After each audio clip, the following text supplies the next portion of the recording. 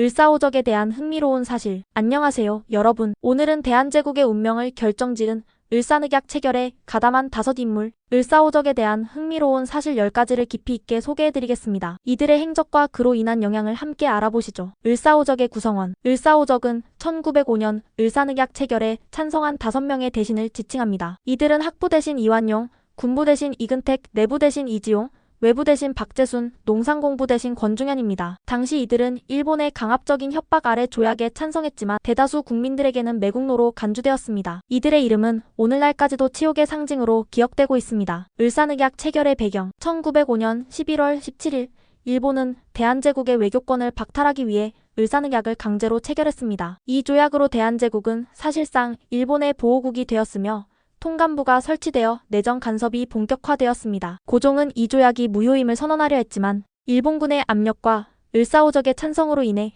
아무런 저항도 하지 못했습니다. 조약 체결에 반대한 대신들. 당시 대신 중 참정 대신 한규설, 탁지부 대신 민영기, 법부 대신 이하영은 을사늑약 체결에 강력히 반대했습니다. 특히 한규설은 일본 대표 이토 히로부미 앞에서 조약의 부당함을 지적하며 반대 의견을 강력히 표명했으나 일본군의 압박과 을사오적의 찬성으로 무산되었습니다. 조약에 참여한 박재순은 이후 참정 대신으로 임명되었습니다. 을사오적에 대한 암살 시도. 을사오적은 매국노로 지탄받으며 여러 차례 암살 위협에 시달렸습니다. 나철과 오기오는 오적 암살단을 조직하였고 기산도와 전덕기 등도 처단 계획을 세웠으나 실행에 옮기는 데는 실패했습니다. 이들의 암살 시도는 당시 국민들의 분노와 저항 의지를 상징적으로 보여줍니다. 이완용의 개인적 추문. 이완용은 을사늑약 체결 이후에도 비도덕적인 행태로 많은 비난을 받았습니다. 특히 자신의 며느리와 부적절한 관계를 맺어 아들이 이를 목격하고 자살하는 사건은 이완용에 대한 비판을 더욱 가중시켰습니다. 이완용은 이후 며느리를 첩으로 삼는 등 그의 비윤리적인 삶은 매국 행위만큼이나 국민들에게 분노를 일으켰습니다. 이근택의 친일 행적. 이근택은 원래 칠러파였으나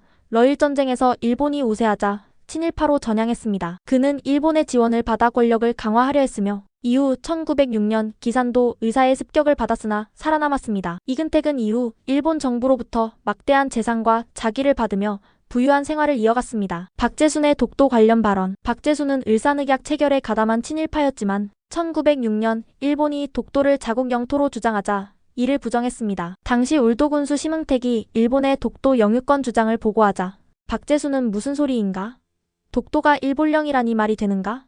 라며 조사할 것을 지시했습니다. 이는 그의 유일한 애국적 행위로 평가되기도 합니다. 을사오적의 후손들. 을사오적의 후손 중 일부는 조부의 친일 행적과는 다른 삶을 살았습니다. 박재순의 손자인 박승유는 일본 군대에서 탈영하여 독립군에 합류하였고 한국전쟁 당시에는 대한민국 군인으로 싸워 훈장을 받았습니다. 이러한 후손들의 행보는 조상들의 친일 행적과 대비되어 더욱 주목받습니다. 이완용의 변명과 오병서의 반박. 이완용은 자신의 행위를 변호하기 위해 글을 남기며 을사늑약이 불가피한 선택이었다고 주장했습니다. 하지만 오병서는 이를 조목조목 반박하며 이완용의 행위가 일본의 압력에 굴복한 명백한 매국 행위임을 비판했습니다. 오병서의 글은 오늘날까지도 이완용을 비판하는 자료로 사용됩니다. 을사오적의 재산과 생활. 을사오적은 일본으로부터 자기와 재산을 받아 부유한 생활을 했습니다. 이근택의 형제와 아들들은 모두 조선 귀족의 자기를 받았으며 그의 아들 이창호는 부친의 자작 지위를 계승하여 1928년 쇼와 일왕의 즉위식에 조선 귀족 총대표로 참석했습니다. 이완용 역시 많은 부동산과 재산을 축적하며